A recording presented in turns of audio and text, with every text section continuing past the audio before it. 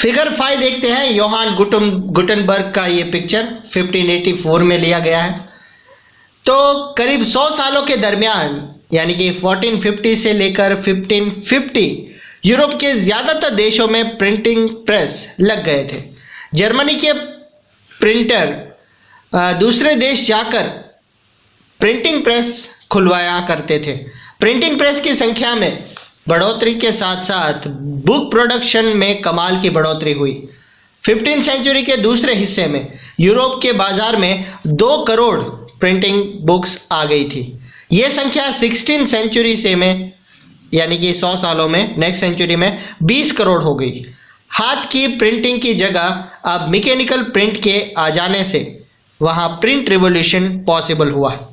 Figure 6 में आप देख सकते हैं गुटनबर्ग प्रिंटिंग प्रेस।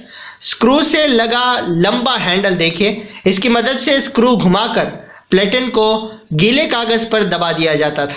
गुटनबर्ग ने रोमन अल्फ़ाबेट के तमाम 26 लेटर्स के लिए टाइप बनाए और जुगत लगाई कि इन्हें इधर उधर मूव कराकर या घुमाकर शब्द बनाए जा सके। लिहाजा इसे मूवेबल टाइप प्रिंटिंग मशीन के नाम से जाना गया। यही अगले 300 सालों तक प्रिंटिंग की बेसिक टेक्नोलॉजी रही। हर प्रिंटिंग के लिए तख्ती पर खास आकार उकेरने की पूरी तैयारी या पुरानी टेक्नोलॉजी की तुलना में अब बुक्स का इस तरह छापना निहायत तेज हो गया था। गुटनबर्ग प्रेस 1 घंटे में 250 पन्ने यानी कि 250 पन्ने एक साइड छाप सकता था।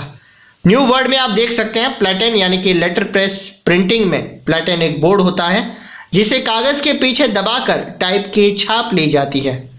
पहले ये बोर्ड वुड का होता था, बाद में ये स्टील का बनने लगा। फिगर 7 देखते हैं कि यूरोप की पहली प्रिंटिंग किताब गुटनबर्ग की बाइबल से कुछ पन्ने। गुटनबर्ग ने कुल 180 कॉपीज छापी थी, पर उनमें से 50 ही बच पाई। आइए गुटनबर्ग की बाइबल के इन पन्नों को ध्यान से देखें। ये सिर्फ नई टेक्नोलॉजी की देन नहीं है। इन्हें गुटनबर्ग प्रेस की मेटल टाइप से छापा जरूर गया था, पर इनके बॉर्डर्स पर आर्टिस्ट ने हाथ से कला कारीगरी और पेंटिंग की थी। कोई 2 कॉपीज एक जैसी नहीं होती थी। हर कॉपी का हर पन्ना अलग था। जहां पहली नज़र में वो एक जैसे लगती थी, गौर से देखने पर उसमें फ़र्क पता चल जाता था। हर जगह पर रिच पीपल ने इस विशिष्टता को पसंद किया। जो उनके पास था वो अनोखा था। वो ये दावा कर सकते थे क्योंकि किसी और के पास उसकी हूबहू नकल बिल्कुल नहीं थी। आप टेक्स्ट में देखेंगे कि कई जगहों पर अक्षरों के अंदर रंग भरे गए हैं। इसके 2 फायदे हैं। पन्ना रंगीन हो जाता है और साथ ही सारे होली वर्ड्स, पवित्र वर्ड ज़्यादा हाईलाइटेड और इम्पॉर्टेंट बन जाते हैं। लेकिन हर पन्ने पर रंग हाथ से भरे जाते थे। गुटनबर्ग ने टेक्स्ट को ब्लैक में छापा और बाद में रंग भरे जाने के लिए छोड़ दिया। फिगर 8 में आप देख सकते हैं कि एक प्रिंटर की वर्कशॉप 16वीं सेंचुरी की बात है ये। इस पिक्चर से पता चलता है कि 16वीं सेंचुरी में प्रिंटर का वर्कशॉप कैसा दिखाई देता था। सारे काम एक ही छत के नीचे चल रहे हैं। दाएं छोर पर अगले हिस्से में कंपोजिटर काम कर रहे हैं, बाएं सिरे पर गेलीज तैयार किए जा रहे हैं और मेटल अक्षरों पर इंक लगाई जा रही है।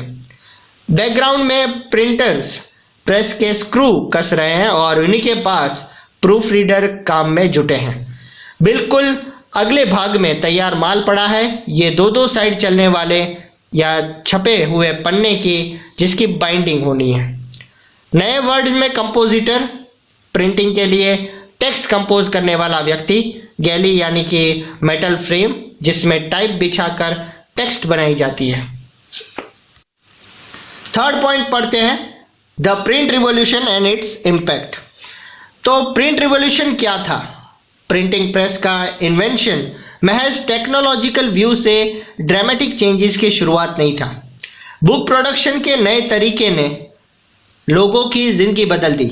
इसकी बदौलत इंफॉर्मेशन और नॉलेज से इंस्टीट्यूशन और अथॉरिटीज से उनका रिश्ता ही बदल गया।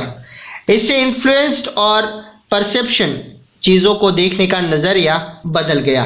3.1 देखते हैं, a new reading public, a new reading public. तो बुक्स तो बन गई, अब पढ़ने वाले लोग कौन थे? प्रिंटिंग प्रेस के आने से एक नया रीडिंग क्लास पैदा हुआ, यानी कि पढ़ने वाले लोग। प्रिंटिंग से बुक्स की कीमत गिरी, किताब की हर कॉपी के प्रोडक्शन में जो टाइम और लेबर लगता था वो कम हो गया और बड़ी तादाद में कॉपीज छापना आसान हो गया। बाजार बुक्स से पूरी भर गई, रीडिंग क्लास भी बढ़ता चला गया। बुक्स तक पहुंच आसानी से होने से पढ़ने का एक नया कल्चर डेवलप्ड हुआ। अब तक आम लोग ओरल कल्चर में जीते थे, वे रिलीजियस बुक्स का वांचन सुनते थे, बलाड्स उनको पढ़कर सुनाए जाते थे और किस्से भी उनके लिए बोलकर पढ़े जाते थे। नॉलेज का ओरली ट्रांसफ़र ही होता था। लोग ग्रुप में ही दास्तान सुनते थे या कोई परफॉर्मेंस देखते थे या देखते आए हैं। आप 8 चैप्टर में देखेंगे कि वो तन्हाई में या खामोशी से पढ़ने के आदी नहीं थे। प्रिंटिंग रिवॉल्यूशन के पहले बुक्स न केवल महंगी थी बल्कि उन्हें पर्याप्त मात्रा में छापना भी इम्पॉसिबल था। अब बुक्स समाज के वाइडर सेक्शन तक पहुंच सकती थी। अगर पहले की जनता श्रोता थी तो वो कह सकते हैं कि अब रीडिंग पब्लिक अस्तित्व में आ गई थी। लेकिन ये ट्रांसलेशन या ये ट्रांजिशन सिंपल नहीं था। बुक सिर्फ लिटरेट ही पढ़ सकते थे और यूरोप के ज़्यादातर देशों में 20th सेंचुरी तक लिटरेसी की रेट बहुत ही लिमिटेड थी। पब्लिशर के लिए सवाल था कि लोगों में प्रिंटिंग किताब के प्रति जो बुक्स छपी जाती थी उसमें दिलचस्पी कैसे जगाए। इसके लिए उन्होंने प्रिंटिंग कॉपीज की व्यापक पहुंच का ध्यान रखना था। जो नहीं पढ़ पाते थे वो भी बोलकर पढ़े गए और सुनकर उसका लुत्फ उठा सके। इसलिए प्रिंटर्स ने लोकगीत और लोक कथाएं छापनी शुरू कर दी और ऐसी बुक्स आमतौर पर तस्वीरों से खूब सजी धजी यानी कि पिक्चर से भरी होती थी। फिर इन्हें ग्रुप में ग्रामीण सभाओं में या शहरी शराब घरों में गाया या सुनाया जाता था।